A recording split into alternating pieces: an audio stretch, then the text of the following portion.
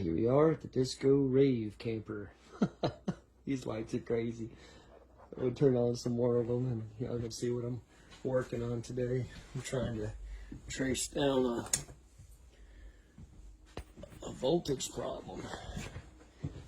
This is a very nice camper. I believe they are selling this unit. Don't know what they want for it. There's the wrong lights. It's kind of tricky to find the right switches here. Disco fever. As a side note, I found this broken connector and it is partially melted. So the manufacturer told me, oh yeah, it's the light controller, keep looking for the light controller and replace it.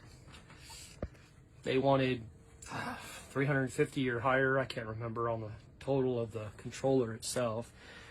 14 lights I replaced today in this camper. And the controller was not the issue, just terrible quality circuit boards on these ceiling lights. No more blinking, customers happy. Appreciate your business.